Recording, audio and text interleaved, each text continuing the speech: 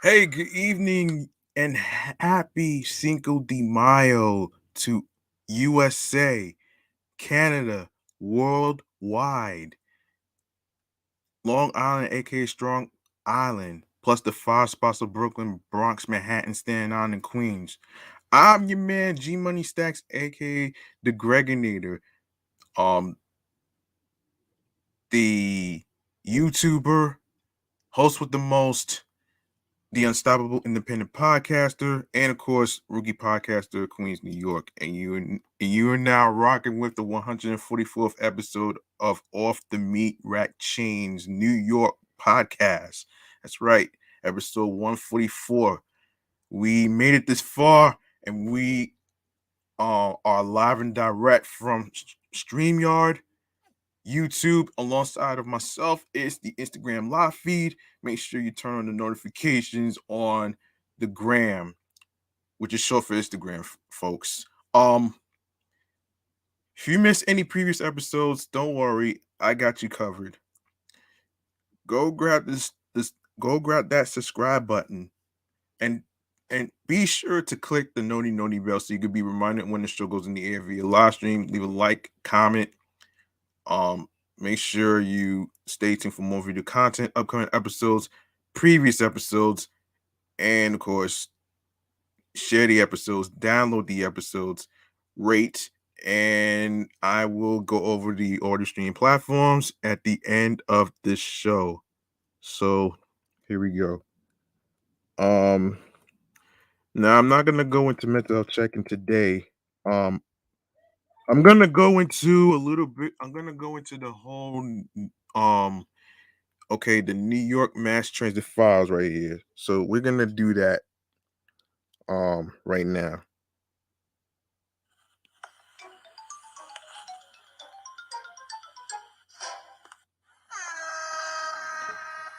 And this story has to do with a group of people that are pretty upset about the Brooklyn Bridge being closed off. So um hang on a second. Here's what's happening. So city officials have hesitated to repurpose a car lane on the Ed Koch Queensborough Bridge for pedestrians due to fears of stalling traffic amid repairs, but were quick to close the only shared path for bikers and walkers with less than 24 hours notice to accommodate the rehab work. The Department of Transportation will completely close the bike and pedestrian path on the span of intermittent 15-minute stretches Thursday, Friday, official announced Wednesday afternoon. The agency sent out a notice on Twitter and to local politicians that the lanes will not be accessible for quarter hour intervals between 10 a.m. to 3 p.m. And this happened last month. I didn't get a chance to cover this actually. This happened on April the 7th and the 8th. To allow walkers to lift steel over the bikeway. Hmm. Okay. Um. All right. The path is a key connector for thousands of pedal pushers of a day who will now have to wait for workers to let them cross or find another way to travel between um Queens and Manhattan. Um yeah.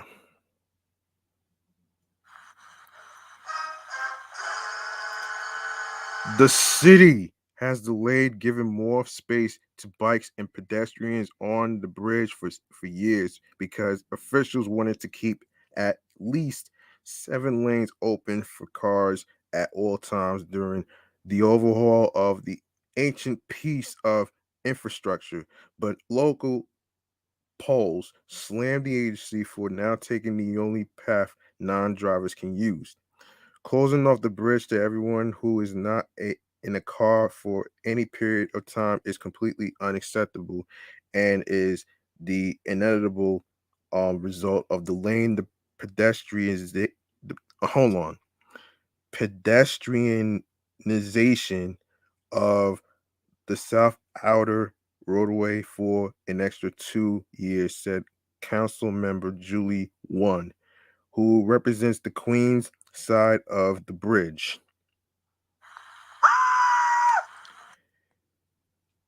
End quote.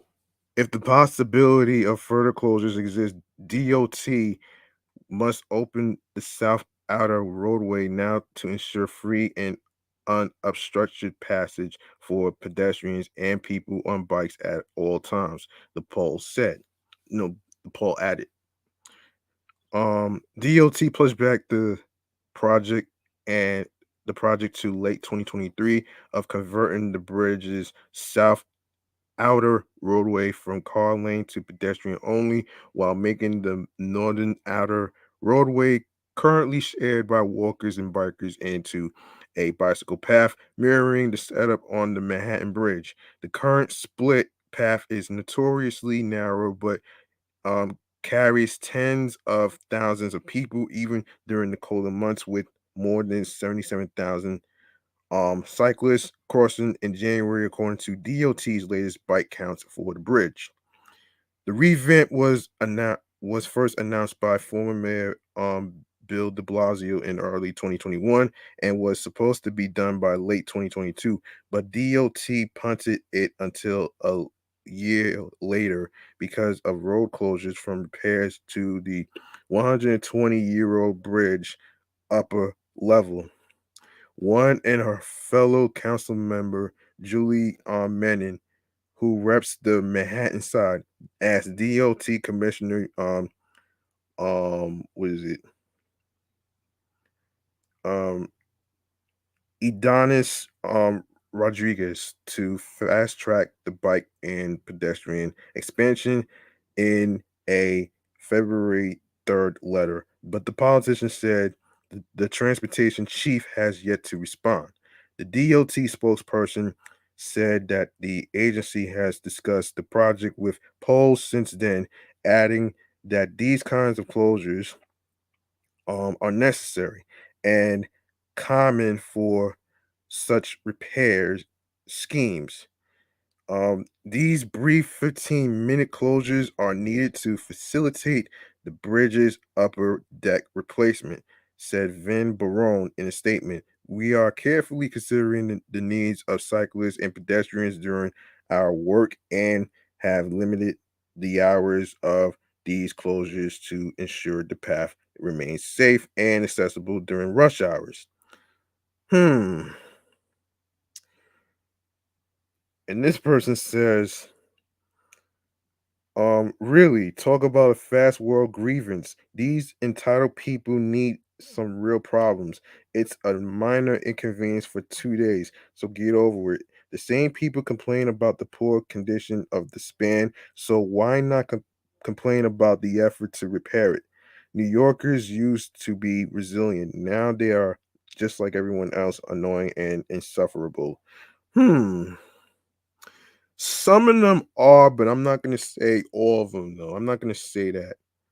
I'm not gonna say that though, man. That's just like overgeneralization. So I'm not even gonna go there on that one. Um, yeah. What else? I need to. What else can we talk about here in trends and news? I'm trying to look for this. Trying to look for this shit though. Oh, okay. Okay, we could talk about this one right here. Um, okay. Now, I've been saving this story in regards to the MCA and this whole cracking down on fair evasion. But my question to to them is, how would they be able to do it without targeting African American people in terms of you know, in terms of like, African Americans and people of color. That's what because last time I checked, the MCA got criticized for that shit too. If you really think about it though. Yes, they did. So here's what's going on here. So this is what the MTA is currently facing. Weekdays, subway ridership stagnating at around 3 million people a day. A little more than half of what is was before the slamdemic. The most felony assaults in the subway system between January to March since the NYPD began keeping records in 1997, and a $2 billion operating deficit when financial no excuse me federal funds run out in 2025. Hmm. This is what the MTA announced Tuesday. It's creating a blue ribbon panel to examine ways to reduce fare and toll evasion, which MTA chairman Jano Lieber said is now causing a $500 million shortfall. By state law, the MTA must have a balanced budget every year. The 2022 budget assumes the MTA will bring in 18.5 billion and spend 18.5 billion, with half of that money coming from fares and tolls. A $500 million shortfall would account for 2.7% of the annual budget. But Lever said fare evasion is about more than the money. Pervasive fare evasion is a threat to the spirit that makes New York not just a great city, but a great community, Lieber said Tuesday, addressing a group of businesses and civic leaders at a breakfast meeting. The transit system is our most important public space. It may not remind you of a church, a mosque, or a synagogue, but I kind of think the transit system is a sacred space. So, in an effort to protect that space, Lieber announced the creation of a blue ribbon panel called Fairness. Yeah, right. To come up with suggestions to reduce fare evasion using education and design and finding ways to ticket people that won't result in a criminal charge. I'm especially not interested in targeting kids who need a second chance. Kids make mistakes, Lieber said. I grew up in New York in the 70s. There were a lot of us kids who made mistakes. Yeah, right. To that end, the panel will include New York City School Chancellor David C. Banks, who was once a school safety officer, as well as the president and CEO of the Community Service Society, David Jones. Jones, an MTA board member, has criticized previous MTA and NYPD efforts at cracking down on fare evasion in the past for targeting Black and brown New Yorkers. Um, yeah, I have to really agree with that. Um, Other panel workers include the vice president and general counsel of Reverend Al Sharpton's National Action Network, Michael Hardy, um, Rosemonde Pierre Lewis, chief operating officer of the McSilver Institute of Poverty Policy and Research at NYU, former NYPD Deputy Commissioner Zach Tuman, and Joanne Yu, executive director of the Asian American Federation. MTA reports that 1 out of 3 bus riders doesn't pay the fare, and that 12% of people taking the subway don't pay. In 2018, the agency reported that 16.3 of bus riders didn't pay, and 3.4% of subway riders skipped fares, resulting in an annual loss of $225 million from non-paying subway and bus riders. MTA leaders should be focused on running the best service possible. Exactly. Yes, the best service possible on our subways and buses. Danny Pearlstein, policy and communications director with the advocacy group Riders Alliance, wrote in a statement questioning the formation of the panel. Governor Hochul needs to provide them the resources to compete with the world's premier transit systems. Lever said that the panel would look at ways to create a fair gate system that isn't a porous as the current system, in which riders can easily come in and out. through the emergency exit. He also wants to see if there's a way to have a non-police entity issue tickets for fare evasion, the way the city issues parking violations. The fares program will also be re-examined as part of the panel's duties. Only about 200,000 out of a likely eligible 800,000 people are participating in the half-price MetroCard program, which is funded and administered by the city. The panel is expected to issue a report by the fall. Yeah, right. Um, yeah, right. I was let me see if there's anything else. Let's see. Another transit news we need to talk about has to do. Let me see. Ooh, wait a second here. Wait a second here. Lime. Okay, Lime. Transportation company Lime quietly retired its electric moped sharing program in New York City less than a year after it started. The company withdrew its vehicles starting in late winter, shifting gears to focus on a pilot with the city to bring electric stand-up scooters to parts of the Bronx, according to a Lime spokesperson.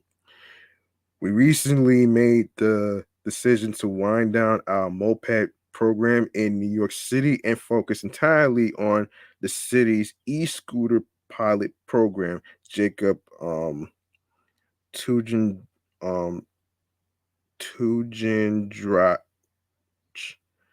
Tugendrach told AM New York Metro in an email. The California-based firm rolled out its green battery-powered bikes to compete with the omnipresent blue mopeds by Brooklyn company Revel in the spring of 2021, with the West Coasters pitching their service as a safer and slightly cheaper alternative. Lime runs electric bicycles and scooter sharing service around the world, and in April 2021 deployed 100 Vespa style mopeds by the same Chinese manufacturer NIU that Revel uses. New Yorkers could rent mopeds for 10 cents less per minute than those by Revel, and the company's leaders claim that features like helmet sensors would make for safer trips. Their launch also came after three Revel riders crashed and died on the mopeds in the summer of 2020, causing the New York company to shut down service in the city for a month before returning with measures aimed at keeping riders safer, including a mandatory multiple choice test and helmet selfies. However, Revel had already been in the game for 3 years and boosted a much larger fleet than Lime, with some 3,000 mopeds spread across parts of Brooklyn, Queens, and Manhattan. They also served the Bronx until early this year when Revel pulled the bikes from the borough, citing thefts of device parts. Revel, which debuted its mopeds in Bushwick in 2018, has since expanded to offering electric bike subscriptions in all Tesla riding, no, excuse me, all Tesla ride sharing service and a so-called super hub for changing electric cars in Brooklyn's old Pfizer factory. Revel is proud to offer the leading electric mobility service in New York, including mopeds, um, including mopeds, rideshare, and fast charging infrastructure, said Revel spokesperson Robert Familiar in an email. Lime has um um pivoted fully to the city e-scooter scheme launched in the East Bronx in August, together with the Department of Department of Transportation, and two other private companies, Bird and Vio. DOT will kick off a second phase of the pilot next month that includes more neighborhoods in the Southeast Bronx. The first year of the e-scooter pilot has been fantastic, and we are all in on building on that success, focusing on safety, equity, and accessibility as ridership heats up with spring weather, and we prepare to launch phase two this year, said Tujendrich. Tujendrich. Um, Um, the company's mopeds are still in its possession, and they have not sent them to the scrapyard, according to Rep. Okay. Um. Okay. Give me 1 second. Give me 1 second, folks.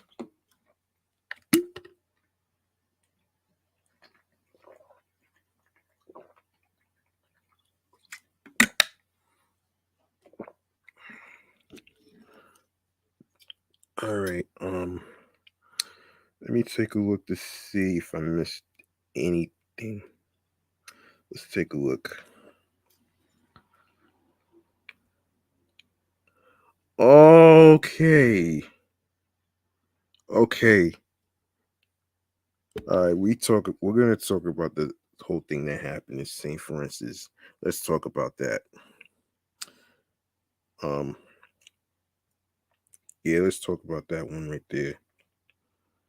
Um, okay. Um, this is crazy, man. This is very crazy, and I, oh man. Um, yeah. Okay. Yeah. Okay. So police have rushed to a Catholic high school following reports of a bomb threat as officials asked the public to avoid the area. Cops in New York are investigating a bomb threat at St. Preface Prep School in Queens shortly before noon on Monday. On Twitter, the NYPD asked the public to avoid the area of Francis Lewis Boulevard and Horace Harding Expressway as police investigated the scene. Students has Students have since been evacuated, excuse me, as police investigated the threat. Video from outside the school showed students milling about the sidewalk. An hour after the bomb reports, the NYPD confirmed no explosives were found and gave the school the all clear. St. Francis Prep is the largest private Catholic secondary school in the nation, according to its website. Currently, over 2,400 students are enrolled at St. Francis Prep. Brooklyn subway. Well, wait, hold on. This is crazy. Um, yeah, yeah. So the school scare comes after. Hold on a second, man. Hold on a second, man. This is crazy. Wait, there's gotta be more to this story. Um, there's gotta be more to this story, though, man. Mr. J. Hold on a second, man. There's gotta be more to this story. Hold on. Let me just look up some more information. Um, yeah. Okay, here we go. So, Fresh Meadows, Queens, a possible bomb threat prompted the evacuation of a Queens Catholic school on Monday. Police said the threat was unfounded. Police told News Nation no devices were found by the school, and an all clear was issued about 1:10 p.m. Police were called to St. Francis preparatory school in Fresh Meadows around 11 a.m. for a report of a possible bomb threat. According to the NYPD, students were evacuated as police investigated the threat. Video from outside the school showed students milling about on the sidewalk. The NYPD tweeted that drivers should avoid the area due to traffic related to police activity. Francis Lewis Boulevard and Horace Harding reopened a few hours later. Hmm, that's interesting. Um, okay. What's the other story?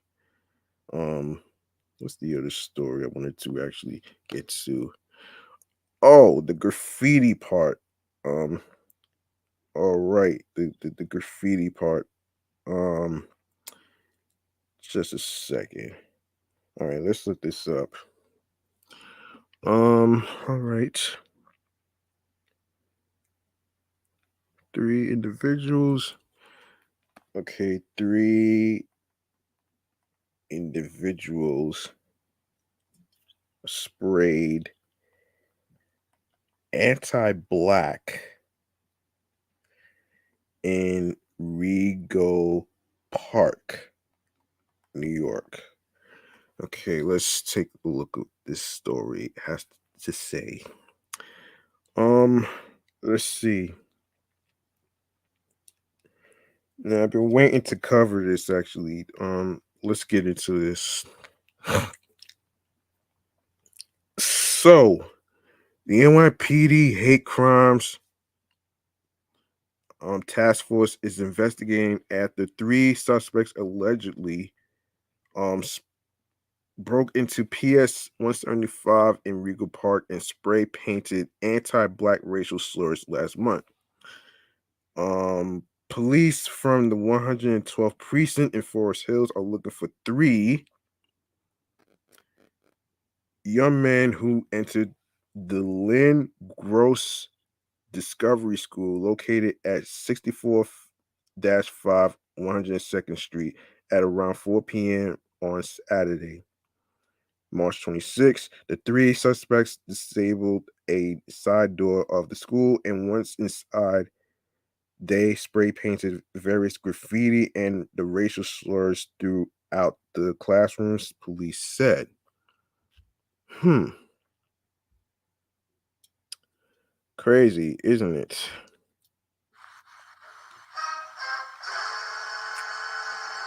They also took $100 in cash and a $150 gift card before fleeing through the side door in an unknown direction.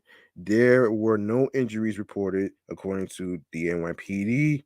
The NYPD released surveillance video and images of the three suspects on April 11th. Police described them as young men between the ages of 16 and 20 years old. Police said one suspect had a slim build and a light complexion and was wearing a black hooded winter jacket, gray sweatpants, sneakers, and a dark colored baseball cap. The second suspect had a thin build and a light complexion and was wearing a gray hooded sweatshirt, black sweatpants, a dark colored baseball cap, and white sneakers.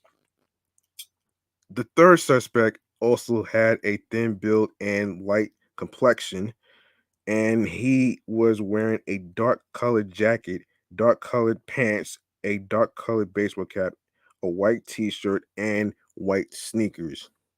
Of course, anyone with information is asked to call the NYPD's Crime Stoppers hotline at 1-800-577-TIPS.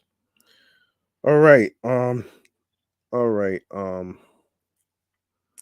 Okay. Um, all right. Up next, we are going to get into a little thing that I like to call. Hold on a second here. Um, a second here.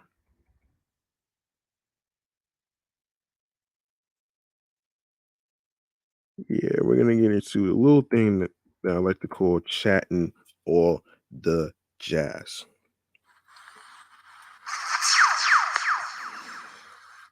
Okay, obviously everybody heard about what happened with Dave Chappelle, right? Um, and this is a crazy story that I ever heard. And this is according to Deadline. The man accused of attacking comedian Dave Chappelle on stage at the Hollywood Bowl while carrying a replica gun that contained a switchblade was charged today with four misdemeanor counts after Los Angeles County prosecutors declined to pursue any felony charges. Isaiah Lee was charged instead by the Angeles City Attorney's Office with a single misdemeanor counts of battery, possession of a weapon with intent to assault, unauthorized access to the stage area during a performance, and commission of an act that delays an event or interferes with a performer. This alleged attack has got to have consequences, City Attorney Mike Fuhrer said in a video statement announcing the charges. Um, Fuhrer, a candidate for Los Angeles mayor, added, "My office takes protecting public safety extremely seriously, and we are going to vigorously prosecute this case." Um, The Los Angeles County District Attorney's Office has declined to pursue any felony charges against the man accused of attacking comedian Dave Chappelle on stage at the Hollywood Bowl Tuesday night. The case has been referred to Los Angeles City Attorney's Office for consideration of possible misdemeanor charges. Of course, the man, 23-year-old Isaiah Lee, was taken into custody by police and booked for assault with a deadly weapon on Tuesday night.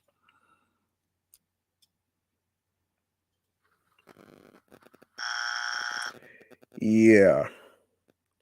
What the fuck is he thinking? He is being held on $30,000 bail. Huh. The deadly weapon is in question is a plastic replica gun that contains a knife blade, according to an LAPD statement. Lee reportedly had the weapon in his hand when he rushed on stage and tackled the comedian at the Hollywood Bowl on Tuesday. The district attorney's office issued a statement saying after reviewing the evidence, prosecutors determined that while criminal conduct occurred, the evidence as presented did not constitute felony conduct. The district attorney's office does not prosecute misdemeanor crimes within the city of Los Angeles. There was no immediate comment from the city's attorney's office on whether it has begun to review the case. Chappelle was not injured as a result of the assault. Um, so previously on Wednesday, Los Angeles police have identified and arrested the man who allegedly, yeah, right, it wasn't alleged, attacked Dave Chappelle on stage at the Hollywood Bowl during the Netflix Is a Joke festival. Police say 23-year-old Isaiah Lee was taken into custody for assault with a deadly weapon on Tuesday night. The deadly weapon in question is a plastic replica gun that contains a knife blade. According to an LAPD statement, Lee was taken into LAPD Hollywood Division. Lee is being held on $30,000 bail. LAPD Public Information Officer Mendez told Deadline this morning. According to the statement, Lee was transported to a local hospital to be treated for injuries sustained during the altercation, leading to his arrest. Arrested. After receiving medical treatment and being cleared for booking, Lee was booked for felony assault with a deadly weapon. Chappelle was not injured as a result. Yeah, I already said that part already. This is crazy. Like, what even possessed him to even do this shit, man? Like, what is the motive? What was his motive, man? That's the thing that's not being talked about here. Like, what is the motive? Hold on a second. Actually, hold on. Yeah, yeah, we already saw the video. I already saw the video. Accounts posted online said the man was corralled by security and possibly fellow comedian Jamie Foxx. Not sure about that one right there. Heard Busta Rhymes was there too, but I don't think he was part of the I don't think he was part of the situation of him getting beat up or whatever. But Los Angeles police confirmed to ABC7 that they responded to a call at the ball around 10:45 p.m. They indicated that the man was taken into custody. He was reportedly armed with a gun and a knife. In one posted clip, apparently after the incident, Chapelle is heard to quit. It was a trans man. A trans man. A reference to his own controversial comments in his Netflix special, The Closer, which some consider transphobic, and the uproar, protest, and anger that ensued. Um, Videos posted by attendees outside the show after they gotten their phones back seems to show the alleged alien being loaded into an ambulance, his arm mangled. Another person caught the end of the show on video where Chappelle and Jamie Foxx, who apparently rushed on stage to help apprehend the man going after Chappelle. Whether you are in trouble, Jamie Foxx will show up in a sheriff's hat, said the headliner by way of thanks. I thought that was part of the show. Fox is heard to respond. I grabbed the back of that nigga's head, says Chappelle. His hair was spongy. Later, the comedian sounded a note of both shock and levity, saying, I've been doing this for 35 years. I just stomped a nigga's backstage. I've always wanted to do that. Fox chimed in on a more serious note. Listen, I just want to say this man is an absolute genius. We've got to make sure we protect him at all times, said Fox. For every comedian who comes out here, this means everything. You are a genius. You are a legend, and we're not going to let nothing happen to you. After Fox left the stage, Chappelle, possibly thinking about all the nerves and emotions as fans would exit the show, said to the crowd, "Everybody, compose yourselves." Representatives for Netflix did not respond to requests for comment from Deadline. Um, the incident comes not just in the wake of Chappelle's comments in The Closer, which happened last year, but also Will Smith rushing the stage to slap Chris Rock at the Oscars, which is a different story 2 months ago. After that event, many comedians expressed concern about the ideas it might give copycats. Now we all have to worry about who wants to be the next Will Smith in comedy clubs and theaters, said Kathy Griffin at the time. Rock was one of Chappelle's guests on the Tonight Show. According to witnesses, he walked out shortly after the incident, hugged Chappelle, and asked, Was that Will Smith? Listen, man, I say this is a fucking bad joke, man. This is a bad joke, man, and I'm not even gonna get into this shit for too long. I want to actually get into the differentiation between assault and battery, which kind of hit me actually because you know, yeah, let's get into the difference between assault and battery for a sec. Um, so this is according to shouselaw.com. So how is an assault different than a battery under US law, you ask? Assault and battery are separate and distinct crimes. The main difference between the two offenses is that while an assault does not necessarily involve any actual physical contact with another person, a battery does.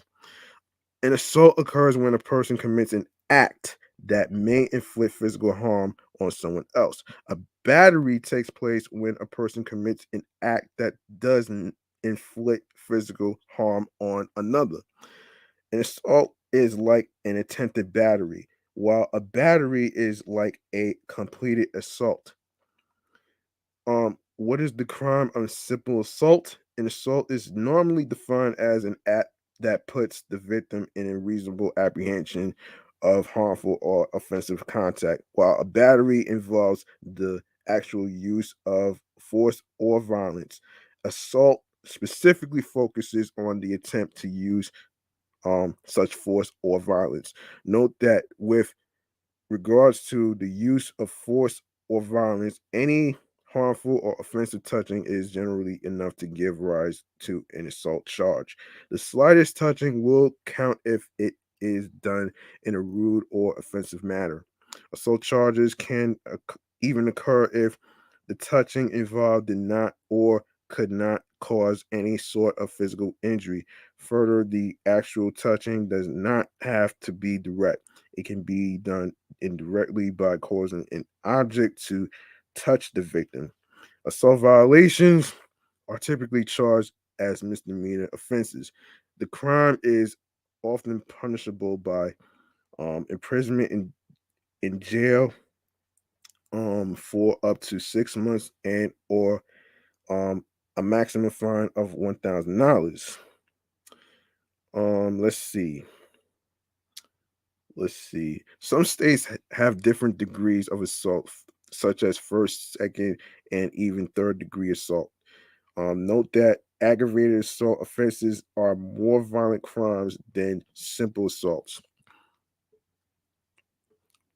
Examples of this form of assault includes assault with a deadly weapon, which is what we just talked about in the whole Dave Chappelle scare. Um, and assault on a law enforcement official or police officer. What is the crime of simple battery? Battery is defined as any willful and unlawful use of force or violence on someone else. The legal definition of battery requires that a person actually inflicts harmful or offensive contact on the victim. There is no requirement that the person cause any personal injury or bodily harm to the alleged victim. In fact, the slightest touching can be a battery. Hmm. Yep. A battery also occurs even if the touching takes place through the victim's clothing and or indirectly by means or of an object that the defendant uses to touch the victim. Unlike with assault, battery charges have to include allegations that an actual touching took place. For example, there can be no charges of battery if a person went to shove another person and missed. An assault charge, though, could still be raised. Simple batteries normally get charged as misdemeanor offenses. States typically punish offenders with up to 6 months of jail time and or substantial fines. Um, can a defendant raise a legal defense if charged with the crime of assault or battery? A defendant can raise a legal defense to challenge any assault or battery charge. An effective defense can work to reduce or even dismiss a criminal charge. Note, though, that it is best to have an experienced criminal defense attorney raise a defense on behalf of an accused. Um, the criminal defense lawyers at our law firm advise clients that there are four effective defenses to assault charges. These are that the defendant, number one, did not attempt to use force. Number two, acted in self-defense, did not act willfully, and number four, was falsely accused. As to battery, there are four effective defenses that an accused can raise. These are the defendant. Number one, did not actually touch another person. He rather only attempted to do so. Number two, did not act willfully. Number three, he acted in self defense, and number four was stopped or charged without probable cause. What is the law in California? Under California law, a prosecutor has to prove the following to successfully convict a defendant of simple assault. Number one, the defendant didn't act that by its nature would directly and probably result in the act in the application of force to a person.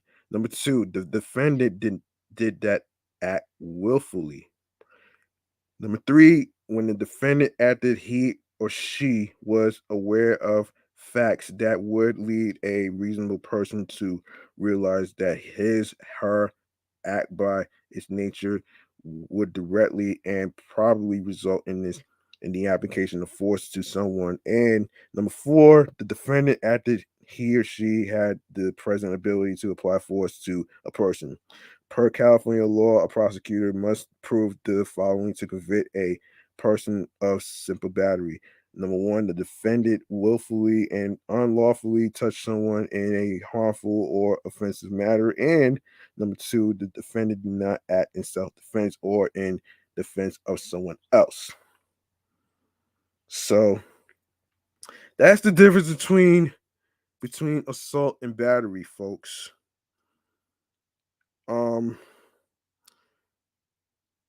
And you should know that Dave Chappelle is all right.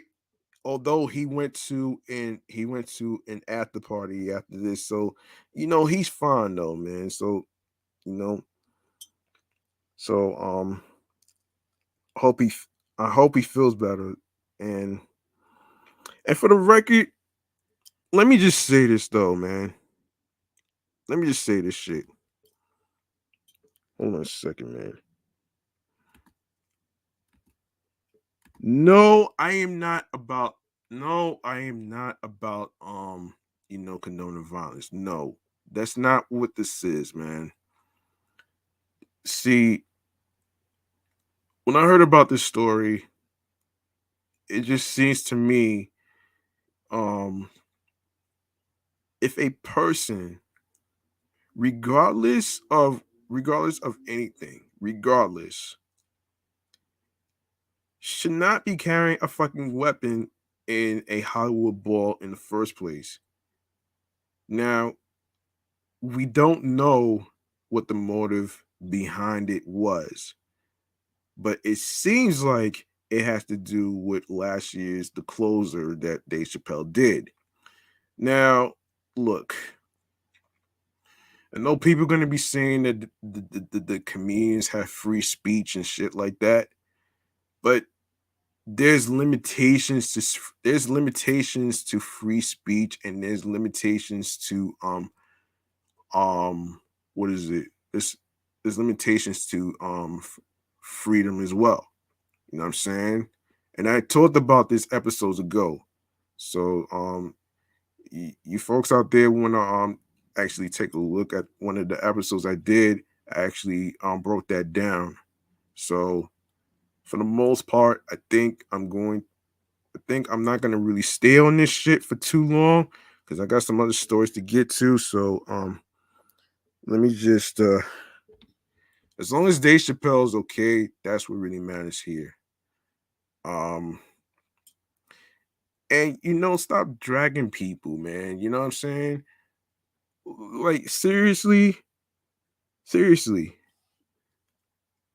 Now, I'm all for having logic, but you also have to have common sense too. Because everybody's philosophy of what they would do in that situation is a little different from certain individuals. So everybody doesn't react the same. Like I said before during the whole Will Smith shit, every single person, as Billy Bush would say, everybody's wired differently. Like why? It's like seriously, like how do we live with ourselves condemning one person? You know what I'm saying? What, like seriously, like why? Like it doesn't make any it does not make any sense to me. But you know what though? The moral of the story to the Dave Chappelle situation is this: if you're going to see Dave Chappelle in person, make sure you don't have a a deadly weapon with you, because the very last thing you don't want to do is commit a fucking battery. It's not just assault. You don't want to commit a battery. And I just explained the difference between assault and battery. There's a big difference. So there you go, right there. I did the research, so let me flush this shit right now.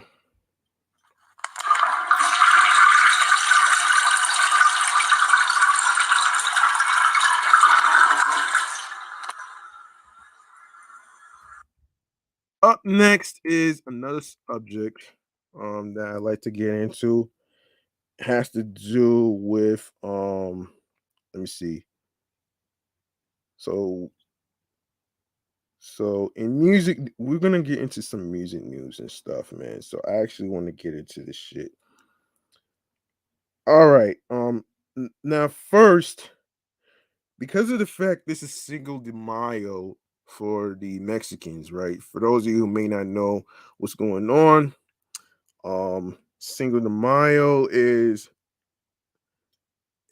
or the 5th of May is a holiday that celebrates the date of the Mexican Army's May 5th, 1862 victory over France at the Battle of Puebla during the Franco-Mexican War. The day, which falls on Thursday, May 5th, 2022, which is this year, is also known as Battle of Puebla Day.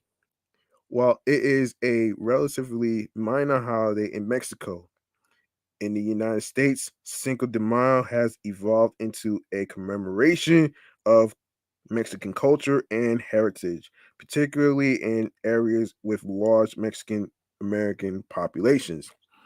Um, Cinco de Mayo is not Mexican Independence Day, a popular misconception. Instead, it commemorates a single battle. In 1861, Benito Juarez, a lawyer um, and member of the indigenous Zapotec tribe, was elected president of Mexico.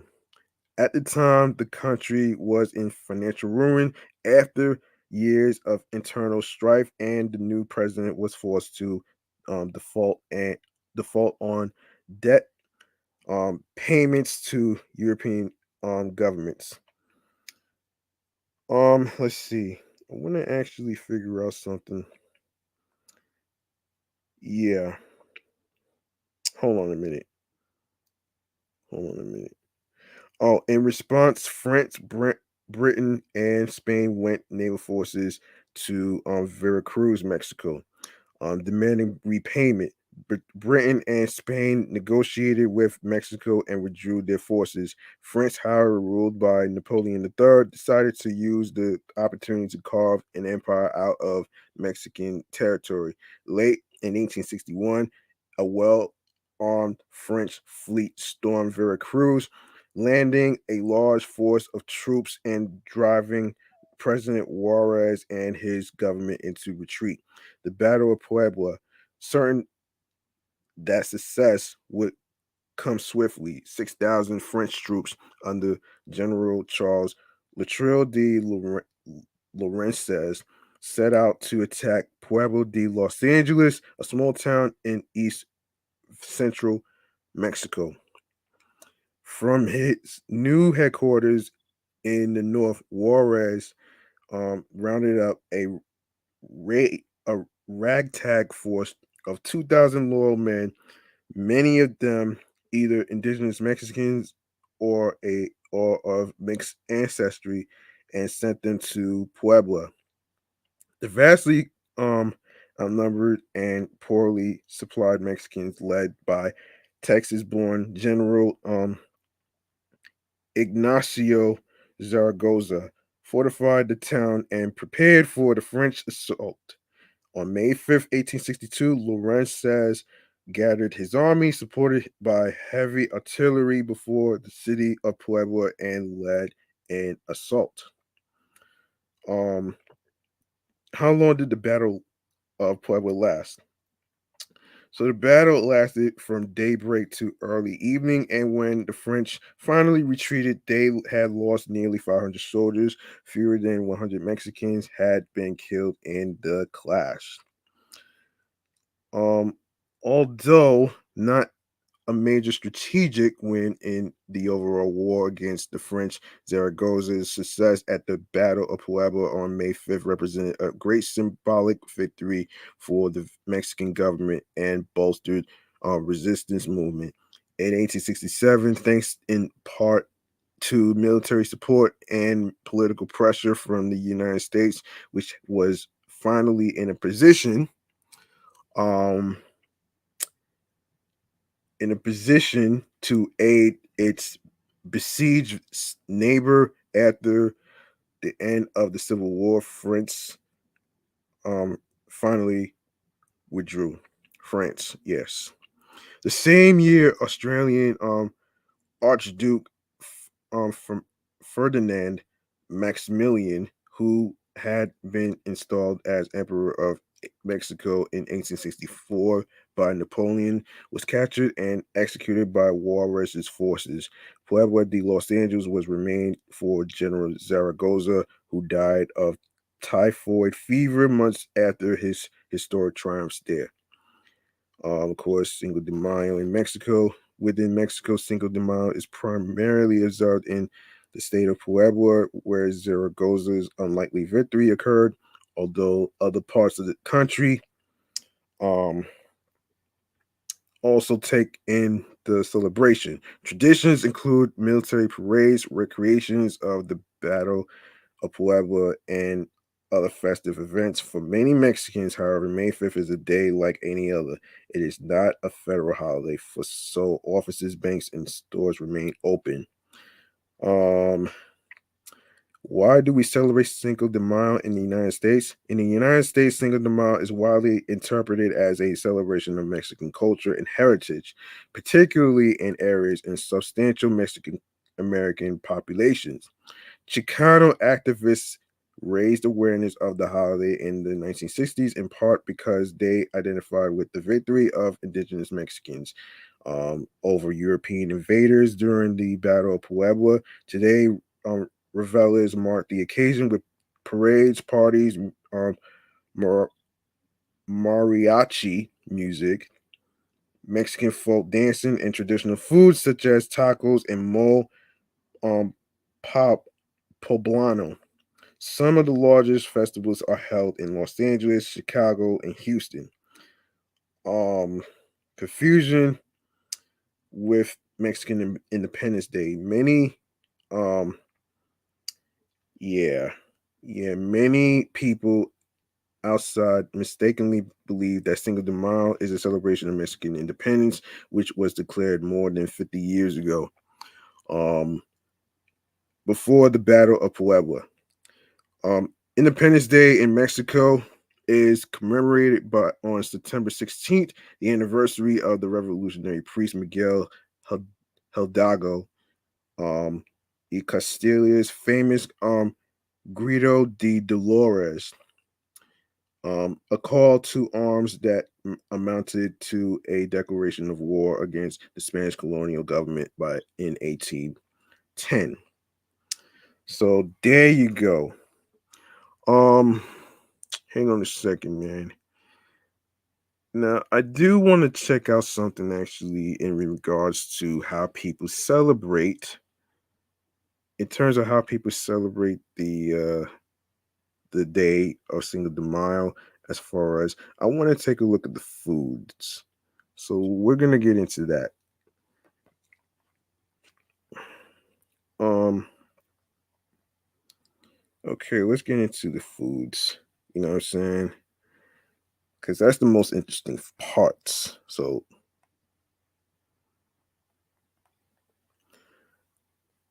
mm-hmm.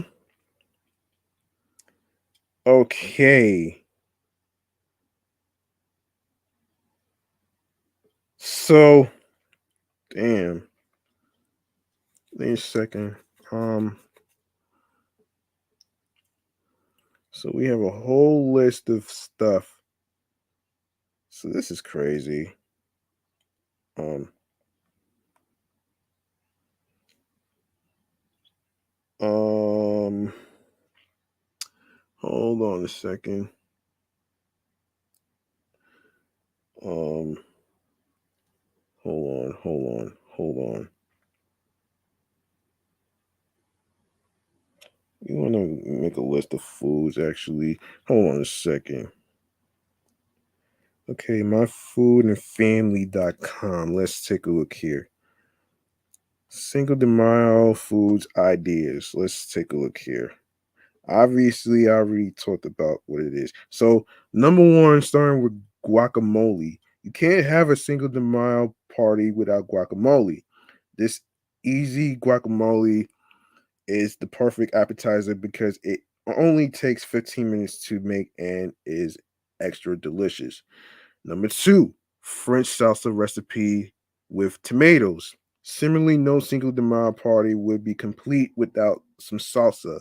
This sensible salsa recipe can be prepared ahead of time and stored in the refrigerator for up to 8 hours before serving. Number three, fresh corn and avocado salsa. Combine the main ingredient of salsa with that of guacamole, and you get delicious avocado salsa. This corn, tomato, and avocado salsa recipe is ready for dipping in just 10 minutes. Don't forget the tortilla chips. Yep, I do love some tortilla chips. Number four, shrimp ceviche. Supplement your scuba bowl starters with shrimp ceviche. This Latin American inspired seafood recipe features cooked shrimp and can be prepared in advance. Number five, no fuss, no fuss chiles, Releno skillet. Ooh, roast some, p- po- roast some poblano chiles to make this delicious meatless main dish. You can also include some rice or corn tortillas on your menu to pair with your stuffed pepper skillet. Number six, cheesy chicken tostados. No, tostadas. Try these terrific tostadas, excuse me. If you are a fan of tacos and other great Mexican style dishes, guests will definitely enjoy these tostadas topped with chicken, cheese, salsa, and more flavors. Number seven, corn tortilla, red chilaquiles, no chilaquiles with chicken. Serve with serve some traditional Mexican brunch with corn tortillas covered by chili shredded chicken. Fry your own corn tortillas or use store bought tortillas chips topped with shredded cheese and sour cream. Number eight, grilled Nepalese Harachis.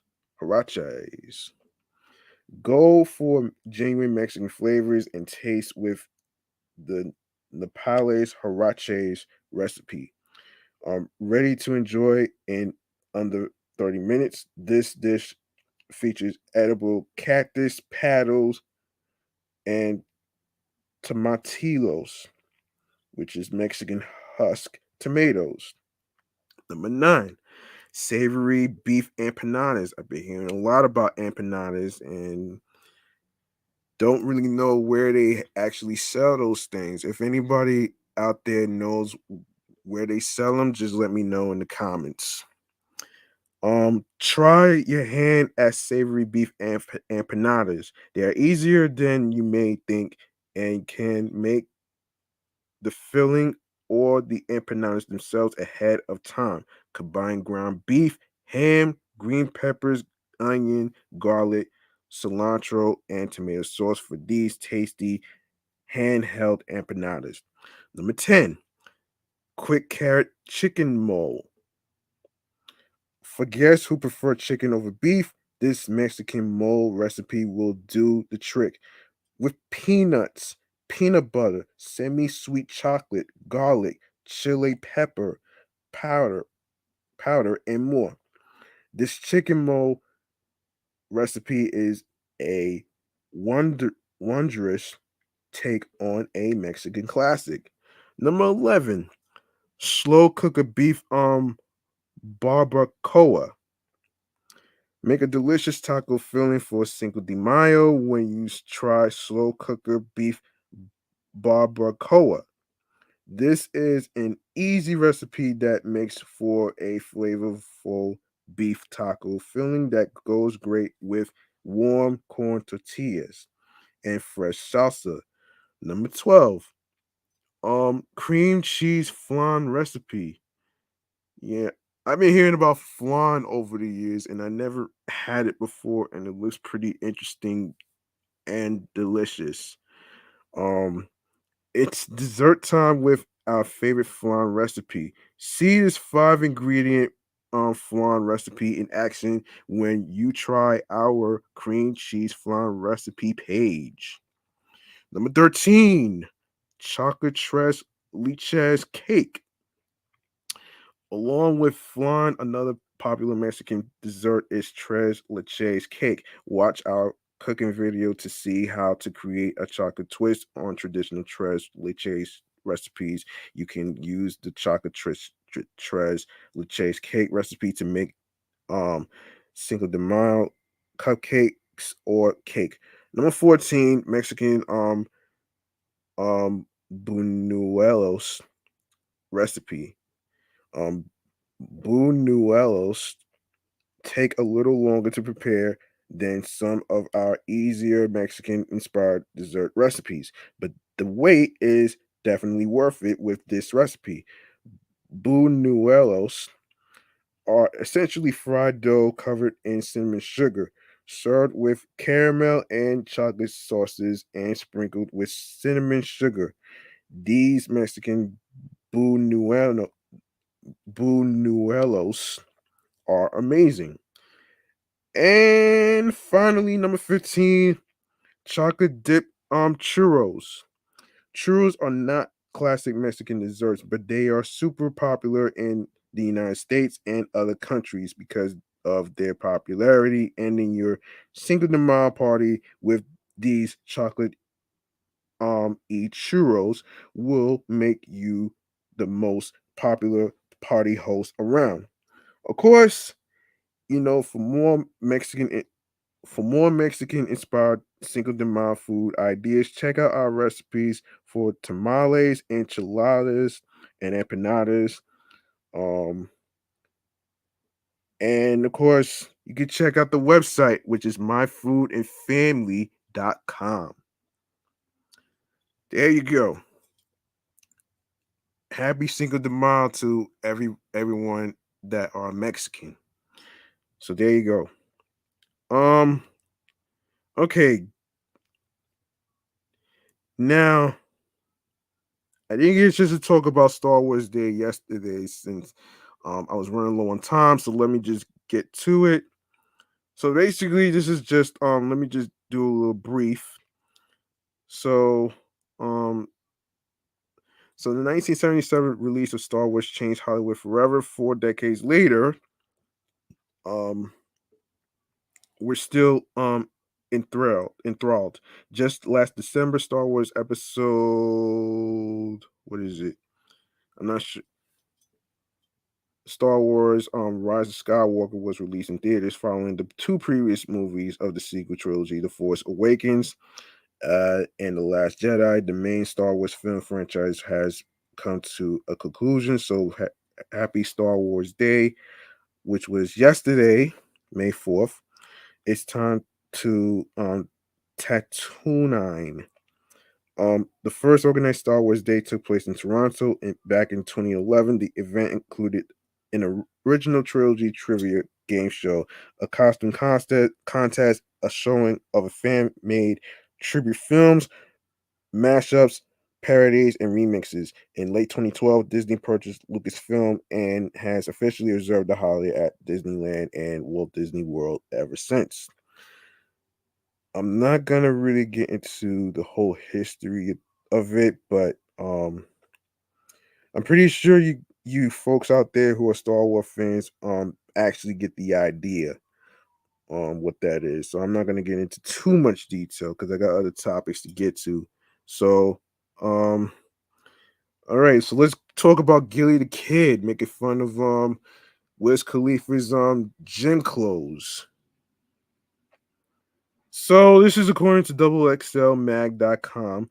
Fitness seems to have become more than a hobby for Wiz Khalifa, but Gillie Da Kid has taken issue with the clothes Wiz wears when working out in the gym.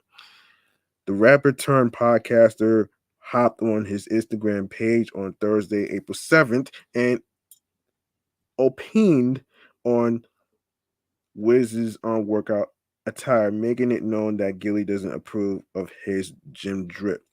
It's a little crazy today because I had to unfollow one of my brothers. The $1 million worth of game podcast co-host began in this clip. Where's Khalifa man? I love you, brother. I'm still riding around banging black and yellow. And when I see you again, you are a legend, man. It's Pennsylvania, baby. Philly to Pittsburgh, but I had to unfollow him today, man. Every time I come on my page, man, you and your drawers, man, you giving up strap and ball action, man. Every day, man. I can't do 8 balls in the corner pocket when I wake up, man. So I had to unfollow you, player, but I love you though. You know you my brother for life. Oh my gosh, this is so crazy right here. Oh man. Oh shit.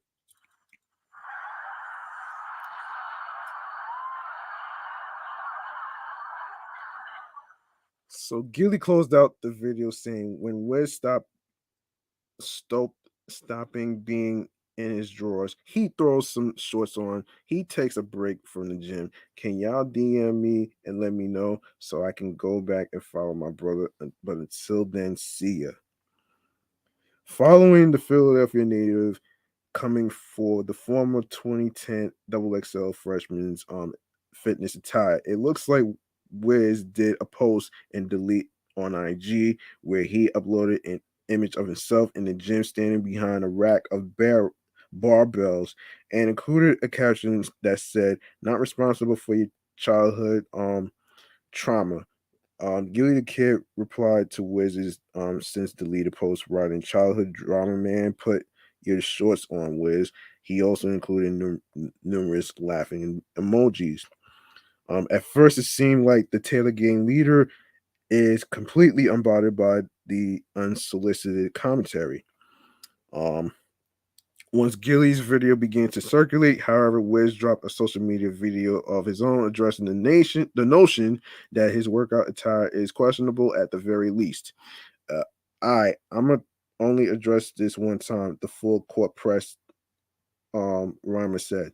The same niggas who be telling me to put clothes on in the gym or unfollowing me because I make them uncomfortable. Y'all the same niggas who laughed at people when they read in high school or said that you sound stupid because you sound smart. Y'all are negative and you know what I do with negativity. See ya. Yeah, I don't blame Wiz, man. I really don't blame this guy, man. On some real shit. I really do, man. Um, yeah. So this is not the first time the Taylor Gang leader has addressed negativity in the rap game. At the tail end of 2021, Khalifa, who has long been known throughout the rap game for his anti-violence stance in music, hopped on Twitter to reiterate the fact that when it comes to entertainers disrespecting each other, he's not here for it. Um, yeah, and and this is what he said. on Twitter. As entertainers, let's try some shit next year. Minding your own business, not disrespecting each other's family, dead homies, or area they come from. Stop using someone else's significant other as a one up to the other person, actually showing the same love you expect to get. Um, I agree. I actually agree with this. Um, I actually agree with this. So I ain't really got too much to say on there though, man. But Gillie Da Kid, he needs to know better, man. Seriously, he really needs to know better. Um, in other um in other music news, they no hold on. In other music news, um, in other music news, we have of course Jadakiss. I didn't get a chance to cover this. Um, and this has to do with the 1 year anniversary of the late great DMX. With 1 year having passed since the tragic death of rap icon DMX, close friend and collaborator Jadakiss recently shared of a few of his fondest memories of X, including his introduction to the late rapper and the role he played in his career. Hailing from the same Yonkers stomping grounds as X, Jada recalled him being among the first notable figures to take him under the wing, even facilitating the initial introduction between Jada and Rough Riders co-founder Joaquin Wadeen. One day he just came around because he would always come around the block randomly. And one day it was like, yo, X is looking for y'all. Jada told BET. He brought me and Sheik Luch to Rough Riders. He brought us to Joaquin Wadeen actually first. It was no audition or nothing like that. He was like, I'm signing and they signing with me. He continued adding, we couldn't sign the first time because we was too young. Our parents wouldn't let us sign, so we had to, of course, wait until we was 18. But when he knew he was about to make that move with them, for him to come to the block that day, he just showed us all this unconditional love. Yes, all this unconditional love. Jada also feels that DMX would have been around, no, would have been proud of his and the Locks showing their versus battle against Dipset, um, which was hailed as one of the most pivotal moments in hip hop of the past year. I think X would have loved it. Jada said when asked about that, what X's reaction would have been. That that right there versus is where we came from, and that's why it was so easy for us to do that. We started out in the same element together. We actually learned that shit from him. He rocked many a stage with two turntables and a DJ, and just him with a mic in a black hoodie, black dark glasses, and black Timberlands, and just rip shit with no words, just instrumentals. We really got that kind of shit from him. He would have been damn proud of us. He would have been in the crowd going crazy. Of course, when asked to name his favorite DMX song, Jada threw out a rarity, choosing an unreleased Passe cut featuring the Locks title "Gotta Keep on Keeping." Gotta keep on keeping up. I gotta get on, which was recorded prior to their respective stars' turns. It's still one of my favorite ones just because it brings me back to a time when we was all trying to figure it out. He explained. It's just hot. Fortunately, we was all able to get on, and for it never to be released, it was never spoken to fruition. It was like a silent blessing. Yeah. Um So let's see. Let's see. All right, Method Man. All right, let's talk Method Man. Hip hop legend Method Man is back with a new collaborative track straight from the Meth Lab. The song titled Live from the Meth Lab has a distinctive 90s hip hop vibe. It features longtime friends, frequent collaborators, and genre icons Redman and KRS-One and Wu-Tang affiliated rappers JoJo Pellegrino. And sorry about the cars. The song is the third release off the upcoming Meth Lab 3, the Rehab Project, following the last 2 minutes featuring Iron, Mike, and Butterfly Effect featuring RJ Payne, which saw high praises from Complex Up, Rocks, Hip Hop DX, OK Player, Hip Hop New, no, Hot New Hip Hop, excuse me, Vibe, Revolt, and more. The Meth Lab project is a platform curated with friend and collaborator hands on that draws upon the Staten Island hip hop community to put on up and coming artists alongside some of Wu Tang's most exemplary and noteworthy affiliates. The album was recorded in Meth Lab Studios on Staten Island and will be released on May 6th, which is tomorrow, via Hands On Music Entertainment. So there you go, right there. So be on the lookout for Method Man's new album tomorrow. I'm pretty sure it's going to be some ill shit. So there you go, right there.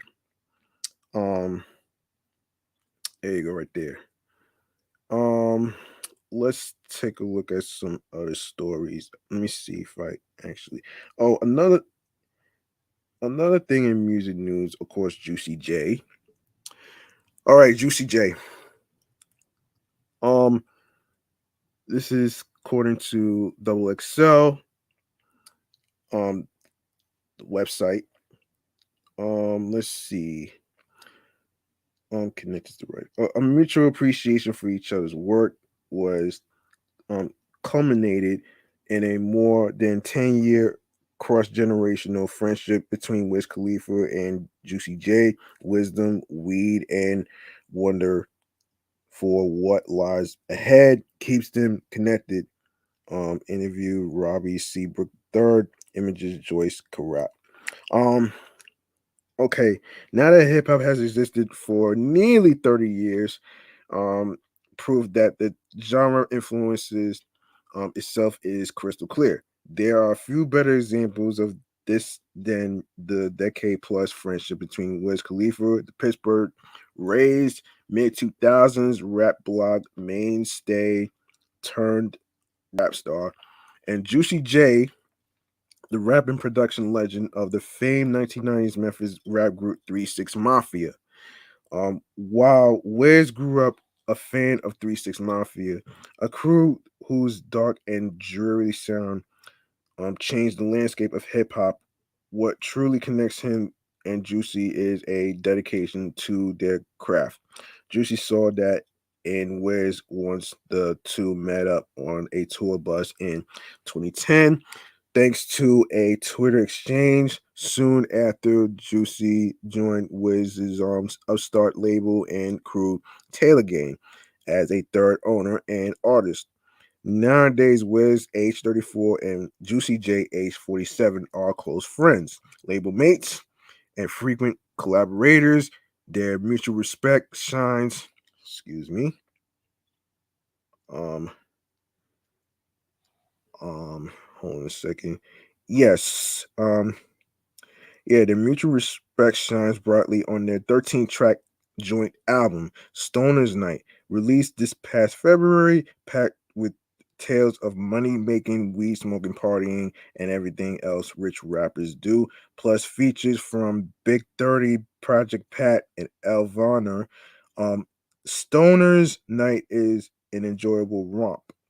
The rap tandem also has no plans to stop there, as there will be more music from Taylor Gang at large. and a possible Stoner's Night movie. Juicy and Wiz fun loving demeanors have led to a long lasting bond based on genuine love and appreciation. Wiz respects Juicy as a wise veteran artist that he can trust, and Juicy looks to Wiz as a talented younger act who puts his all into the studio in addition to being the ultimate team player. Just 2 days after the release of Stoner's Night, which follows their first collab of 2016, T God Mafia Rude Awakening, Juicy J and Wiz Khalifa hopped on Zoom with Double XL to discuss their friendship, what they see in each other's artistry, their longevity in rap, and the importance of family.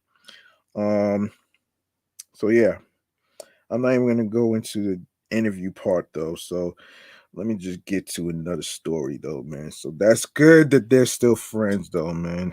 It's pretty interesting to see that they get along a lot here.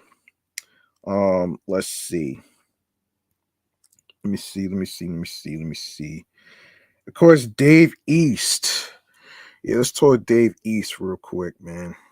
Um, all right, so Tupac Shakur may have been one of the first rappers to seamlessly juggle his two creative loves, rapping and acting. Over the past few years, Dave East has been following in those same footsteps. Coming off the release of his latest project, um, How Did I Get Here? While also portraying Method Man in Hulu's Wu Tang in American Saga, the East Harlem, New York rapper is peeling back the layers of his talent. He's showing the world how multifaceted he is. In a new interview with Double XL, East tells he how he makes it all happen. After being introduced to Los Angeles-based production duo Mike and Keys through the late Nipsey Hussle, he teamed up with the pair for his 2020 single Handsome from his Karma 3 album. Dave East knew their undeniable synergy would make for a soulful produced project paired with his signature New York City flow. Mike and Keys, That's My Sound, 100% Dave East shares with Double XL on March 11th, the same day How Did I Get Here arrived. Uh, they are like one of the few producers in the game that really just got my sound down pat without really trying.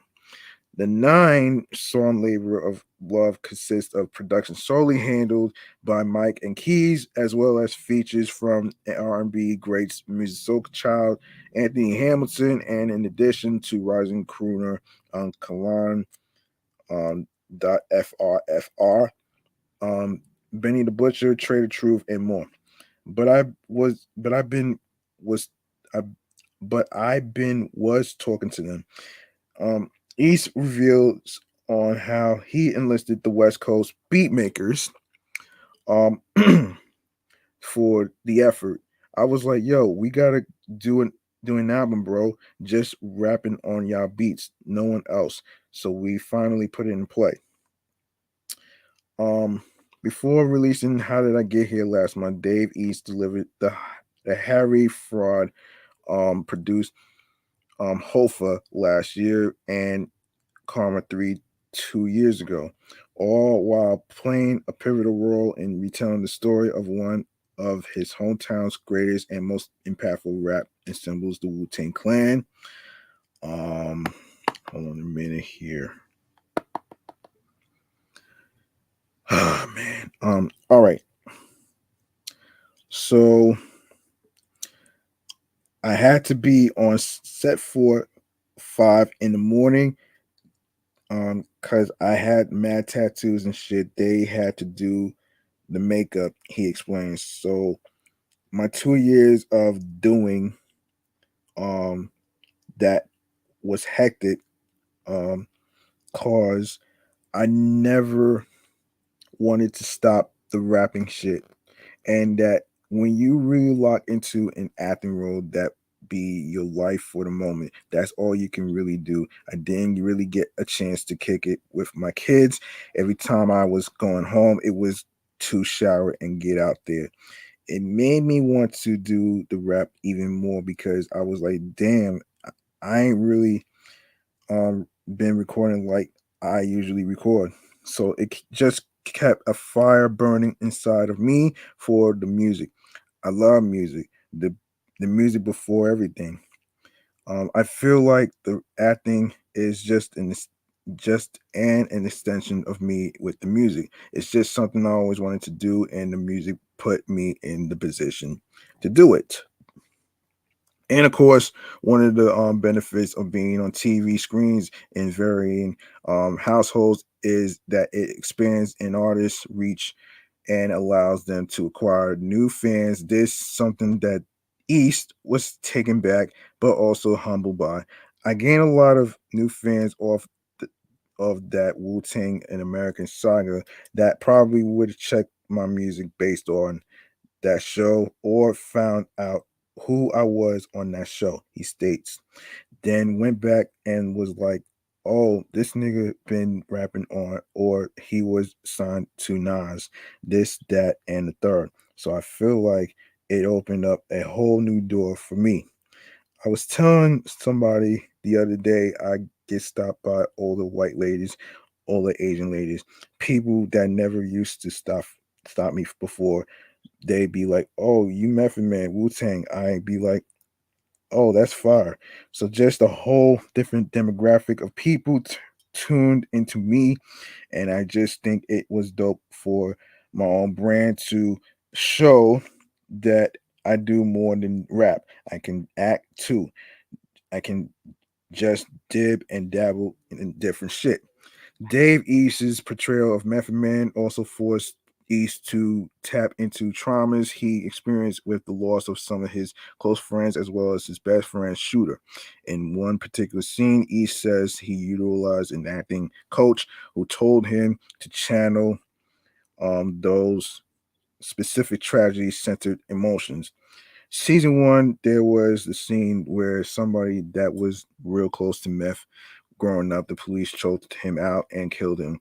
East divulges the camera was basically showing Meth. I was the fire escape. That's when I had the crutches and all that. I had to run to the fire escape and I'm screaming at the cop, let my man go. And the cop kills him. So basically I had to show the emotion in my face of me watching my best friend die. And that was tough. But what helped me was I was actually have very, very close friends that died that wasn't killed by police, but they were killed in the street and shit like that. So that's pretty tough, man. Yeah, that's pretty tough, man. He adds when that scene comes up, she made me say their names and shit like that, and it helped me. It definitely brought me to a space where I might have been not been that into that. I might not have been as emotionally into it because it was acting. That's the hard part about acting, really selling the emotion of real life shit. Dave East is also in his entrepreneurial bag. He recently opened a formal bodega turned one shop stop located in Harlem. The store has health products, clothes, artwork from local artists, and all things that East is interested in. He also looking to branch out and open different locations in effort for the community to have a place to identify with. And that caters to what to their wants and needs and the idea he says he took from this Nipsey Hussle, who launched his marathon clothing store in 2017 prior to his passing in 2019. Watch Dave East speak with Double XL on his latest project, How Did I Get Here? His acting role in Wu Tang in American Saga, of course, launching a storefront in his hometown and more above. All right, let me see. What else can we talk about here? I want to make sure I covered everything.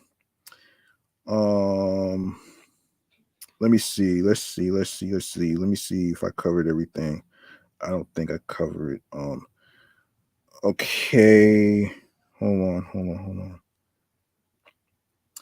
Hold on a second. All right, so this is a new TV show that I need that I never even knew about. This is called 61st Street.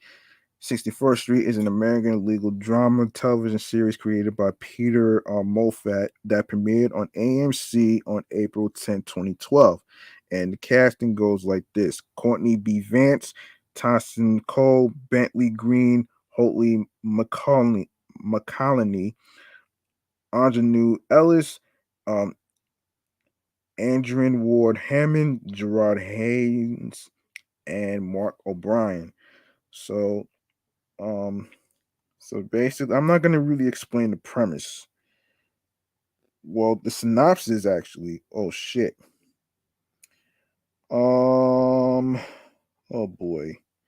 Yeah. Okay. So Moses Johnson, a promising black high school athlete, is swept up into the infamous corrupt Chicago criminal justice system. Taken by the police as a supposed gang member, Johnson finds himself and his lawyer, Franklin Roberts, in the eye of the storm as police and prosecutors seek revenge for the death of an officer during a drug bust gone wrong. Of course, you guys are more welcome to check it out. To you Yeah, you guys are more than welcome to check that out on A&E. No, excuse me, AMC. AMC is where you could check out the episodes, which is out right now. All right, so let's get into the reboot of Yo MTV Raps. Y'all remember Yo MTV Raps right back in the day, right? Okay, so this is according to Variety. So the return of Yo MTV Raps now has a premiere date.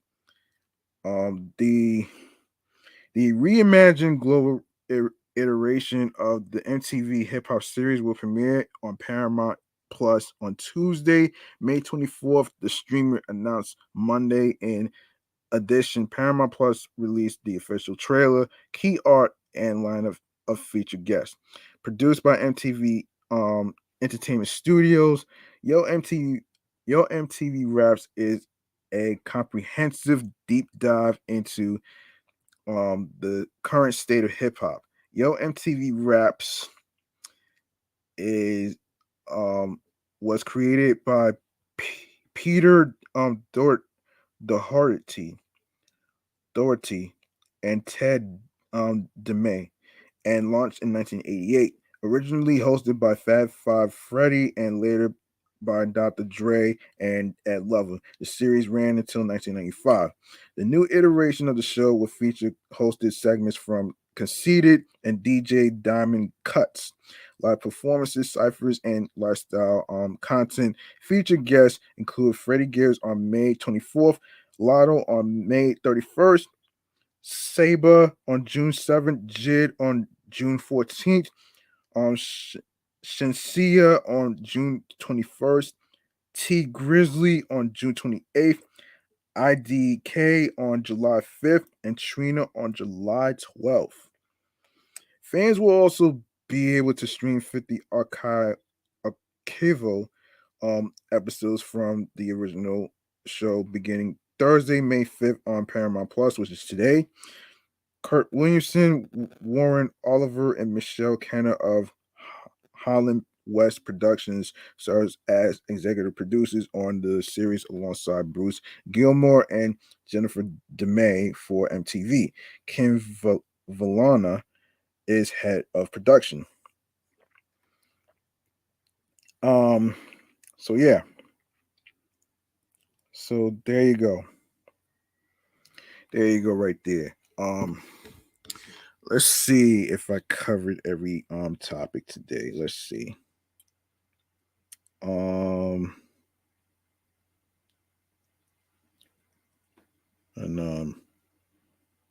Richard Darby. Oh shit. Okay. The out. Well, let me see. Let me see. Okay, new music releases. Um, okay, hold on a second. Hold on. I did not get to the. Oh man, I did not get to Richard Davey. Hold on a second. Sorry. Um, so I did not get to Richard Davey. The Amtrak. Okay, the Amtrak shit I'll do. Okay, the Amtrak thing. I didn't get a chance to get to that as well, so let me just get to it. Um all right, hold on a second, man. I don't know what's going on here. All right, transit. Please can we go to transit?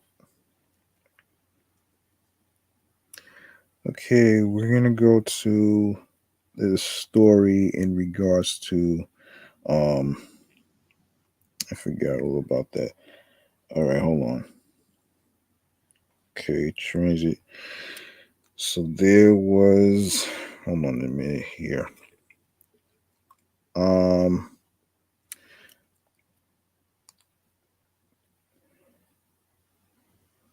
okay, here we go. So I forgot to cover this in transit news segment. So here's what's happening.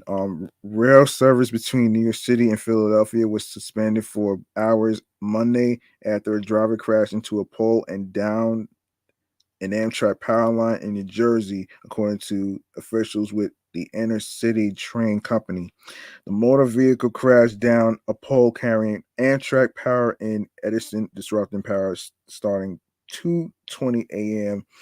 on May the 2nd for a large section of Northeast Corridor, one of the busiest and economically vital transportation networks in the world. The service suspension between the Big Apple and the city of brotherly love lies at the center of rail lines connecting Washington D.C. to Boston. Um, Amtrak trains still ran from Philadelphia to the south and from New York to the north during the closure. The rail company reopened two of its four tracks along the section, and service resumed just before 1 p.m. According to Amtrak spokesperson Jason Abrams, the snafu also affected NJ Transit, which halted train service between Trenton and Rahway in the Garden State, with limited runs between Rahway and New York, according to agency rep Jim Smith.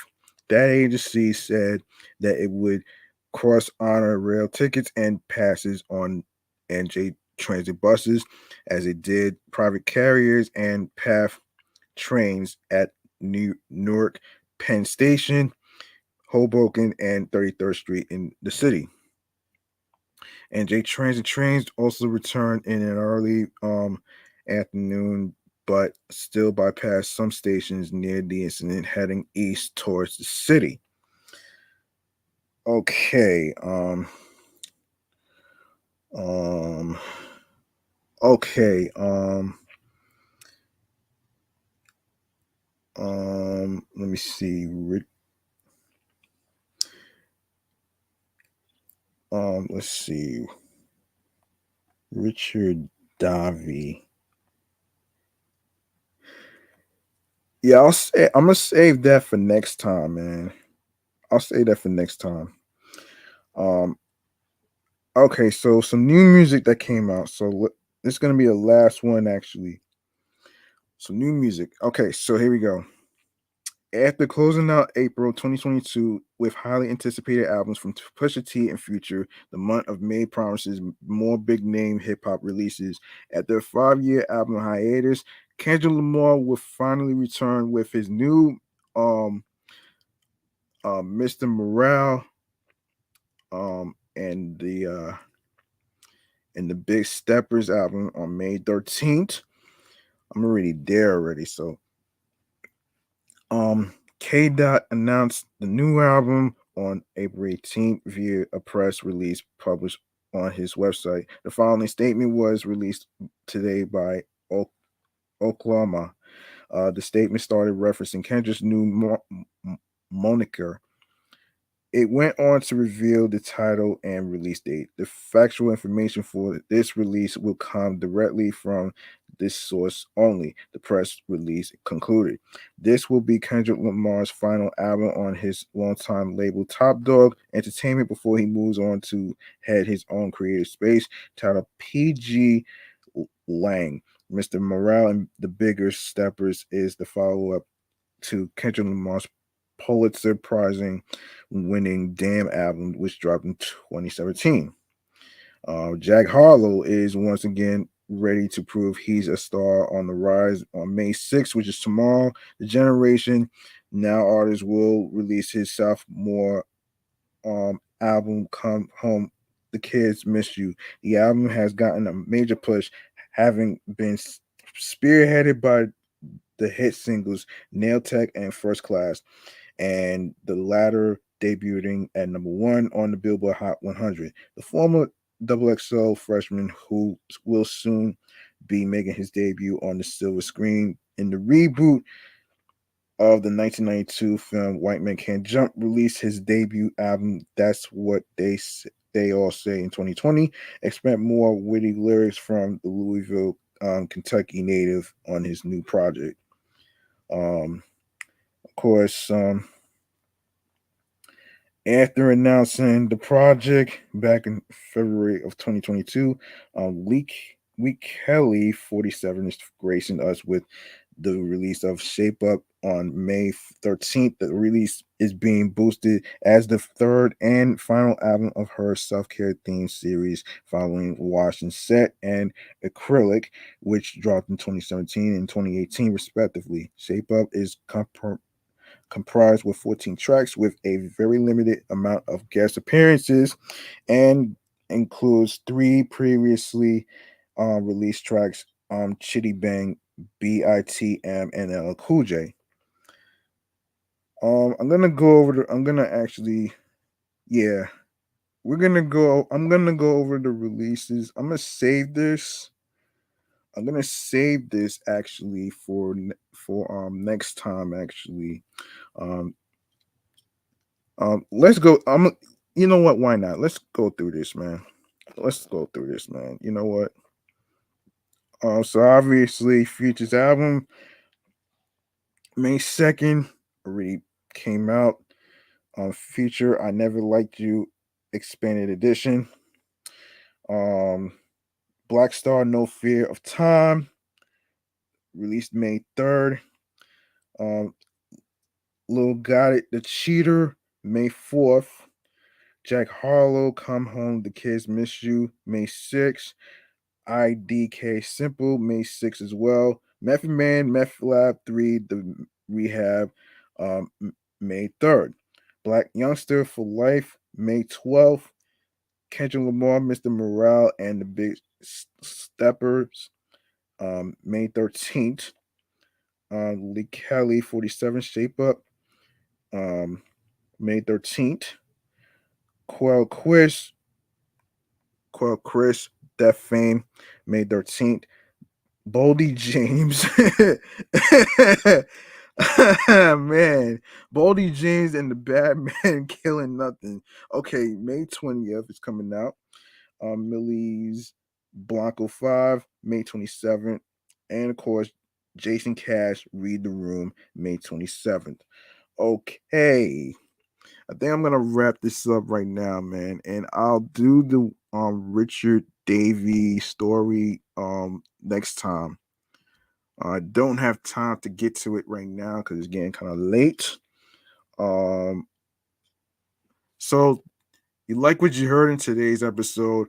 Please feel free to make a charitable donation to my Cash App, which is $G Money Stacks 555. That's capital G lowercase MONEY capital S lowercase TACKZ 555. It's not about breaking the bank. It's all about doing the best you can on whatever amount you decide to donate. You can donate on Cashapp, you can donate on Anchor as well.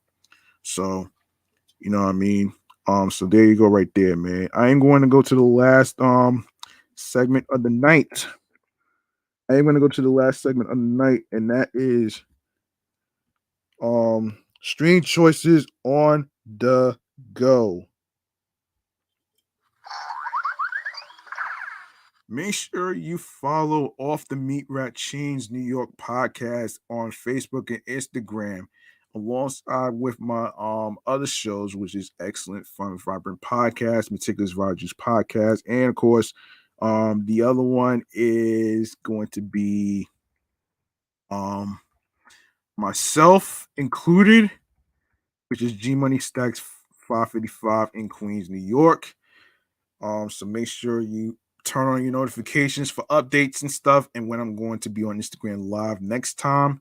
And of course, by the way, you can follow the show and subscribe on Anchor. And of course, by the way, on Anchor, you can leave a voice message as well if you have any questions and stuff. So we are on Audacity, Audible, Audio Burst, Amazon Music, Breaker, Castbox FM, Deezer, Listen Notes, Moon FM, Podcast, Player FM, Pocket Cast, Podbay, Podfriend, Podopolo, Podorama, Podcast Index, Podcast Addict, Podchaser, Podverse, Reason FM, Spotify, Stitcher, TuneIn Radio, Google Podcasts. Don't forget to leave a 5-star rating on Podchaser, Podfriend, and Spotify. And we are also on Radio Public and iHeartRadio, the number one app for music, radio, and podcasts. Make sure you follow Off the Meat Rat Chainz New York podcast on radio on iHeartRadio as well.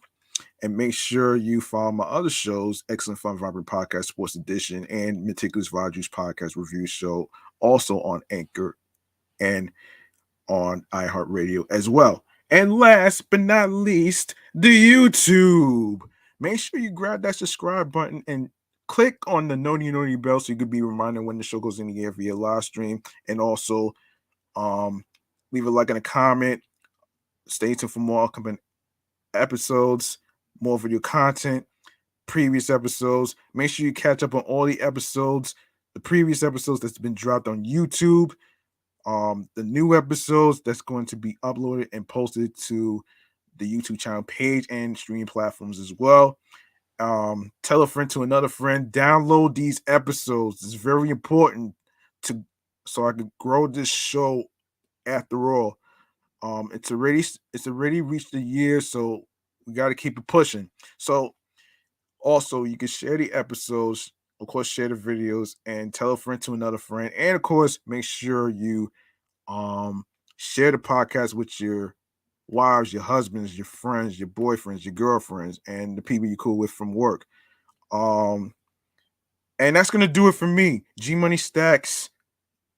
Thank you very much for tuning in and rocking with me. I really appreciate you folks out there that took the time to listen and actually, learn a few things, and me being able to express myself and stuff.